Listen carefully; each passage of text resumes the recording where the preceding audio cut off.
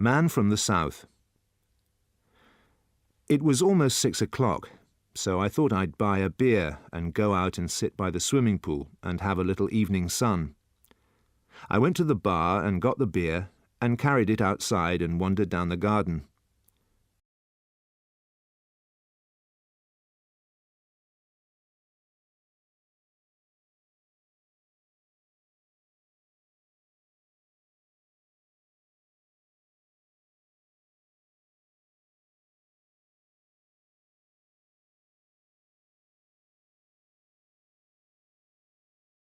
Wander, wander. Wander.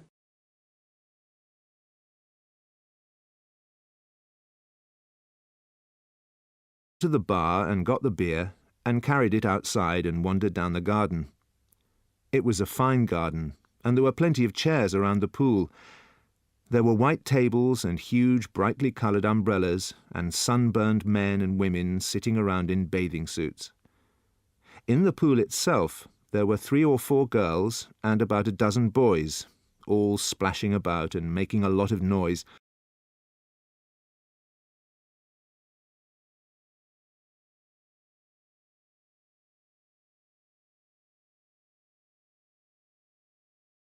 Splash. And throwing a large rubber ball at one another.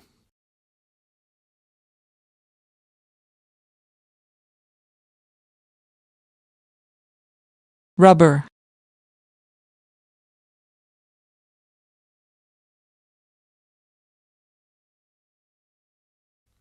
I stood watching them. The girls were English girls from the hotel.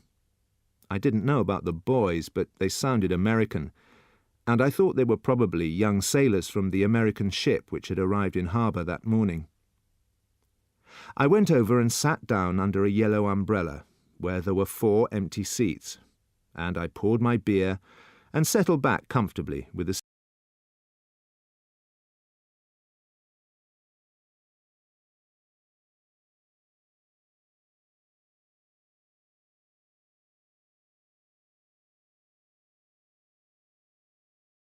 cigarette. It was pleasant to sit and watch the bathers splashing about in the green water. The American sailors were getting on nicely with the English girls. They'd reached the point where they were diving under the water and pulling the girls up by their legs. Just then I noticed a small old man walking quickly around the edge of the pool. He was beautifully dressed in a white suit and a cream-coloured hat, and as he walked he was looking at the people and the chairs. He stopped beside me and smiled. I smiled back. "Excuse me, please, but may I sit here?" "Certainly," I said. "Go ahead." He inspected the back of the chair for safety. Then he sat down and crossed his legs. "A fine evening," he said. "They are all fine evenings here in Jamaica." I couldn't tell if his accent was Italian or Spanish, but I felt sure he was some sort of a South American. He was old, too, when you looked at him closely. Probably around 68 or 70. "Yes," I said. "It's wonderful here, isn't it?" "And who are all these? These are not hotel people." He was pointing at the bathers in the pool. "I think they're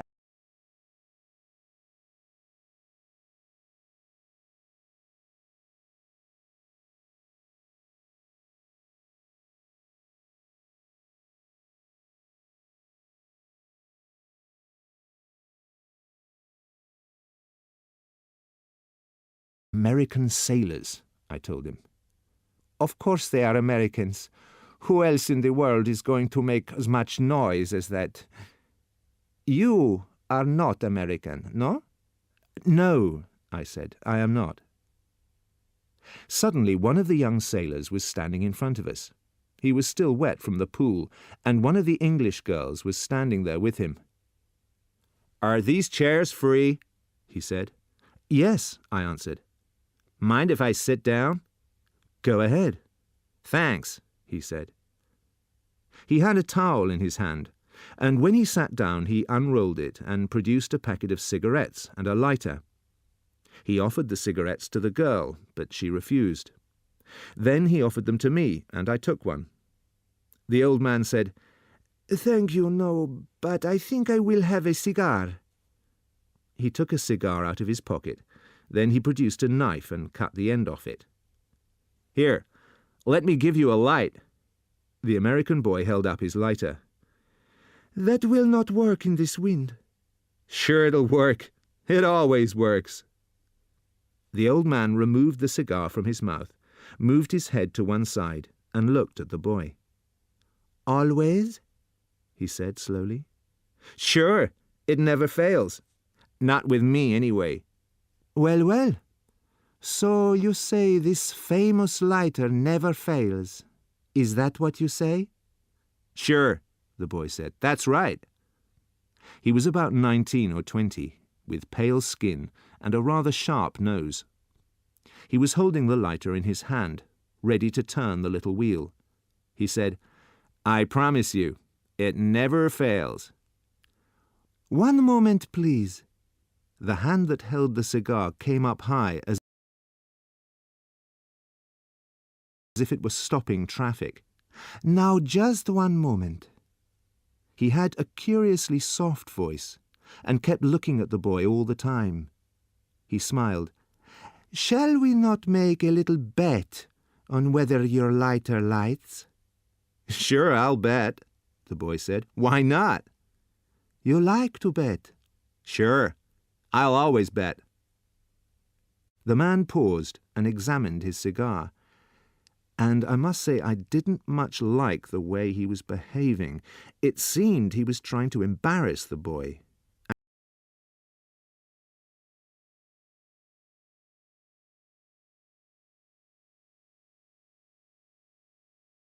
And at the same time, I had the feeling he was enjoying a private little secret. He looked up again at the boy and said slowly, "I like to bet, too. Why don't we have a bet on this thing? A big bet." "Now, wait a minute," the boy said. "I can't do that. But I'll bet you $1. I'll even bet you 10, or whatever the money is over here." The old man waved his hand again. "Listen to me. Let's have some fun. We make a bet. Then we go up to my room here in the hotel, where there's no wind, and I bet you cannot light this famous lighter of yours 10 times, one after another, without missing once." "I'll bet I can," the boy said. "All right, good. We make a bet, yes?" "Sure. I'll bet you $10. "No, no. I am a rich man, and I am a sporting man also. Listen to me. Outside the hotel is my car. It's a very fine car. An American car from your country. Cadillac." "Now, wait a minute." The boy leaned back and laughed. "I can't offer you anything like that. This is crazy." "It's not crazy at all. You strike the lighter successfully 10 times, and the Cadillac is yours. You'd like to have this Cadillac, yes?" "Sure, I'd like to have a Cadillac." The boy was still smiling. "All right, fine. We make a bet, and I offer my Cadillac." "What do I offer?" The old man said, "I never ask you, my friend, to bet something that you cannot afford. You understand?" "So, what do I bet?" "I'll make it easy for you, yes?" "Okay, you make it easy." "Some small thing you can afford to give away. And if you did lose it, you would not feel too bad, right?"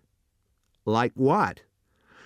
"Like, perhaps, the little finger on your left hand?" "My what?" The boy stopped smiling. "Yes, why not? You win, you take the car.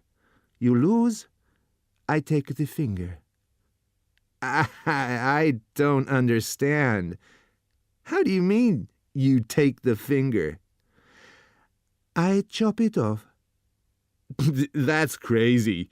I think I'll just bet $10. Well, well, well, the old man said. I do not understand. You say it lights, but you will not bet. Then we forget it, yes? The boy sat quite still, staring at the bathers in the pool. Then he remembered that he hadn't lit his cigarette. He put it between his lips, opened the lighter and turned the wheel. It lit and burned with a small, steady yellow flame, and the way he held his hands meant that the wind didn't get to it at all. "Could I have a light too?" I said. "God, I'm sorry. I forgot you didn't have one." He stood up and came over to light my cigarette. There was a silence then, and I could see that the old man had succeeded in disturbing the boy with his ridiculous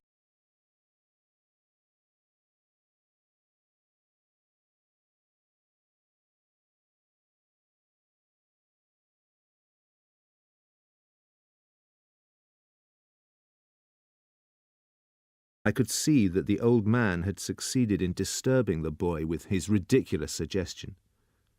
He was sitting there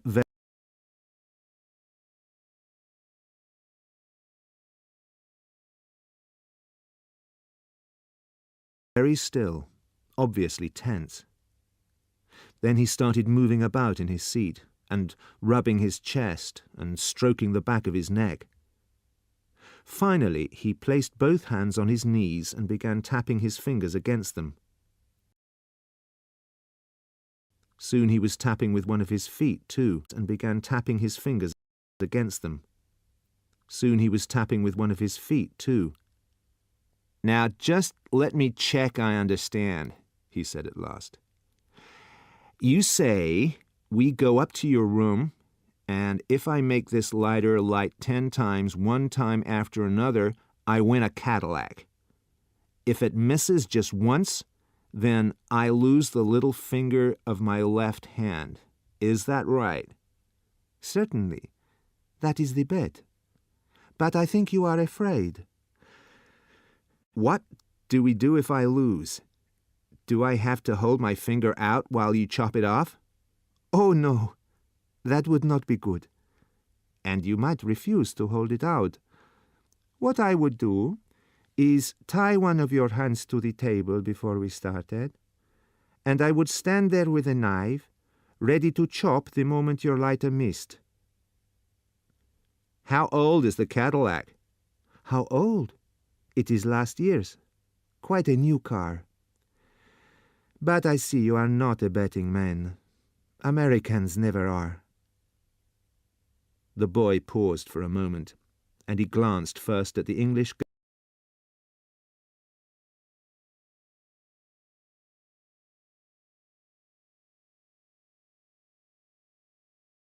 girl, then at me. "Yes," he said suddenly, "I'll bet you." "Good!" The old man clapped his hands together. "Fine!" he said. "We will do it now. And you, sir?" He turned.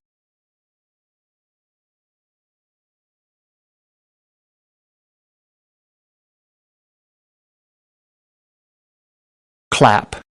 To me. "You would perhaps be good enough to, what do you call it, to referee."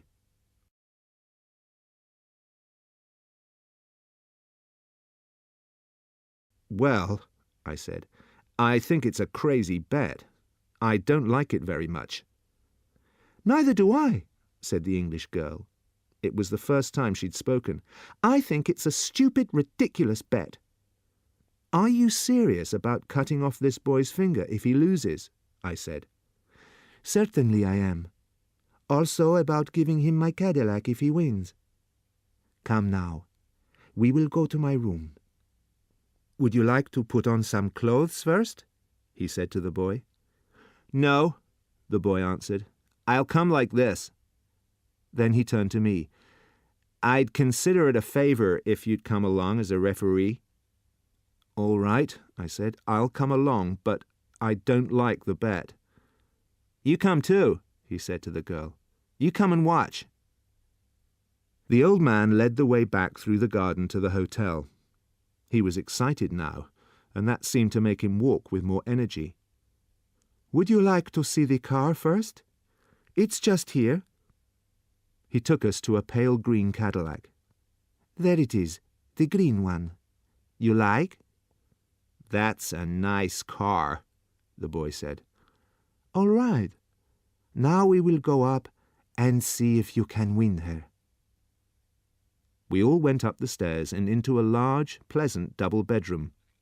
There was a woman's dress lying across the bottom of one of the beds.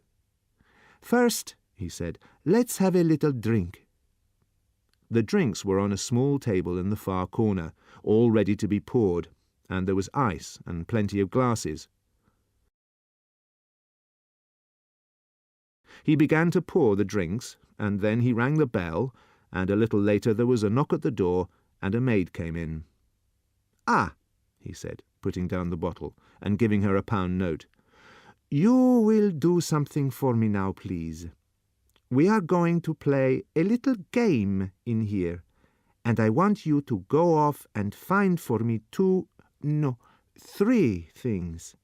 I want some nails, I want a hammer, and I want a big knife, a butcher's knife, which you can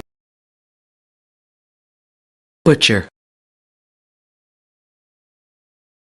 borrow from the kitchen. You can get these, yes?"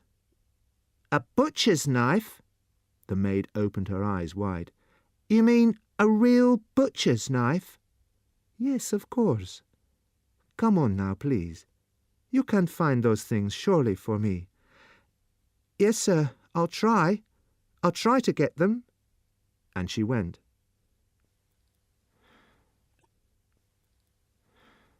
The old man handed round the drinks. We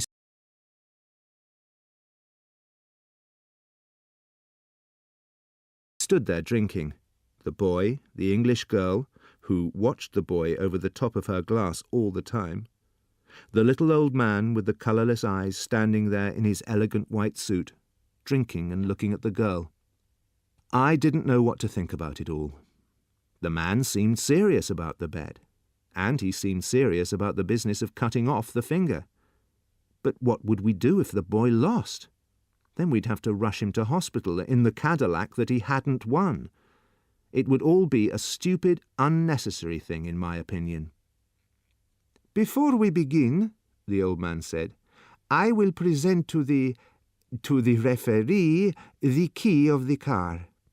He produced the key from his pocket and gave it to me. "The papers," he said, "and the insurance are in the pocket of the car." Then the maid came in again. In one hand she carried a butcher's knife, and in the other a hammer and a bag of nails. "Good! You got them all. Thank you, thank you. Now you can go." He waited until she had gone.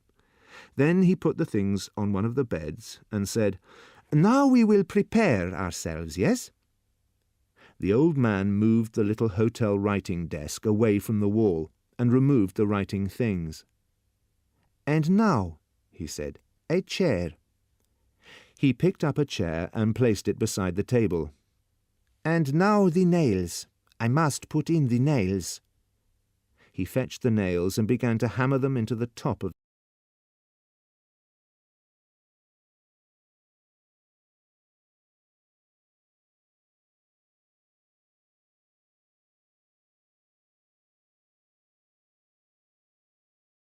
the table. Nails. He fetched the nails and began to hammer them into the top of the table. We stood there, the boy, the girl, and I, watching the man at work. We watched him hammer 2 nails into the table, about 15 centimetres apart, allowing a small part of each one to stick up. Then he tested that they were firm with his fingers. Anyone would think that he had done this before, I told myself. He never hesitated. Table, nails, hammer, knife. He knows exactly what he needs and how to arrange it. "And now," he said, "all we want is some string. He found some string.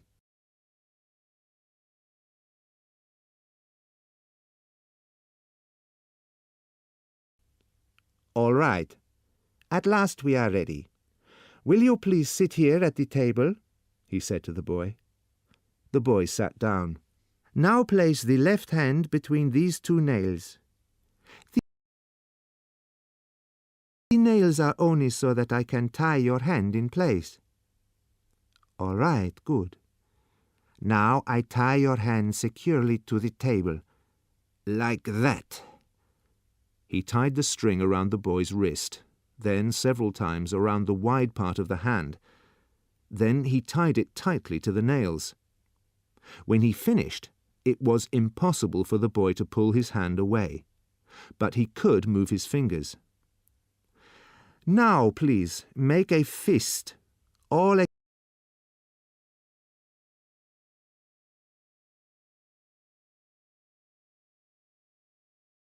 except for the little finger. You must leave the little finger sticking out, lying on the table.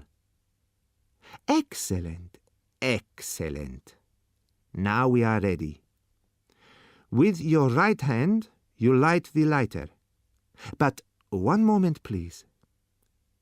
He hurried over to the bed and picked up the knife. He came back and stood beside the table with the knife in his hand. We are all ready, he said. Mr. Referee, you must say when to begin. Are you ready? I asked the boy. I'm ready. And you? To the old man. Quite ready, he said, and he lifted the knife up in the air and held it there about 60 centimeters above the boy's finger, ready to cut. The boy watched it, but he didn't react, and his mouth didn't move at all. He only raised his eyebrows and frowned. Frown. All right, I said. Go ahead. The boy said, Will you please count aloud the number of times I light it? Yes, I said, I'll do that. With his thumb he raised the top of his lighter, and again with his thumb he turned the wheel sharply. There appeared a small yellow flame. 1, I called. He didn't blow the flame out. He closed the top of the lighter on it and waited for perhaps 5 seconds before opening it again. He turned the wheel very strongly, and once more there was a small flame. 2. No one else said anything. The boy kept his eyes on the lighter. The man held the knife up in the air, and he too was watching the lighter. 3. 4. 5. 6. 7. Obviously it was one of those lighters that worked. I watched the thumb closing the top down onto the flame. Then a pause. Then the thumb raising the top once more. Flame. Those lighters that work. 6.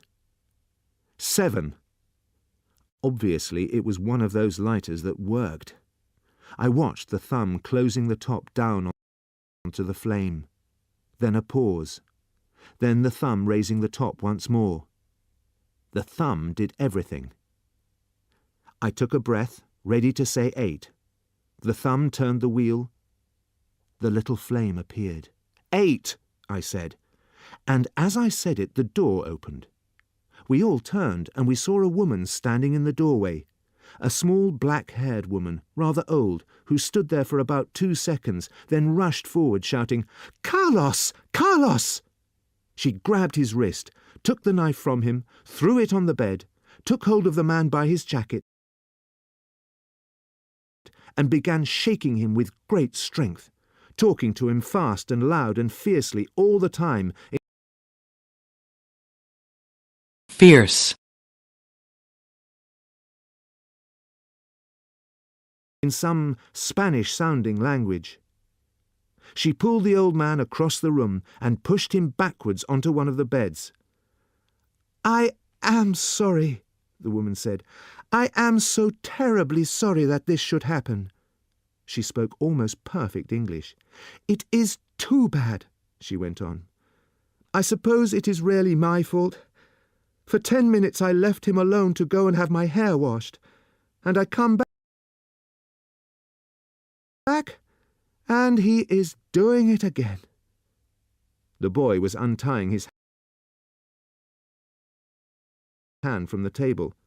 The English girl and I stood there and said nothing. "He is a danger to others," the woman said. "Where we live at home, he has taken altogether 47 fingers from different people. We live at home. He is a danger to others," the woman said. "Where we live at home, he has taken altogether 47 fingers from different people, and he has lost 11 cars. In the end, they threatened to put him away somewhere. That's why I brought him up here." "We were only having a little bet," whispered the old man.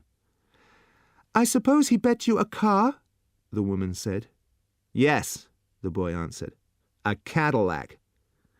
"He has no car. It's mine. And that makes it worse," she said. "He has bet you when he has nothing to bet with. I am ashamed and very sorry about it all." She seemed a very nice woman. "Well," I said, "then here's the key to your car." I put it on the table. "We were only having a little bet," whispered the old man again.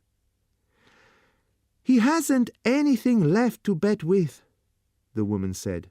"He hasn't a thing in the world. Not a thing. In fact, I myself won it all from him a long time ago.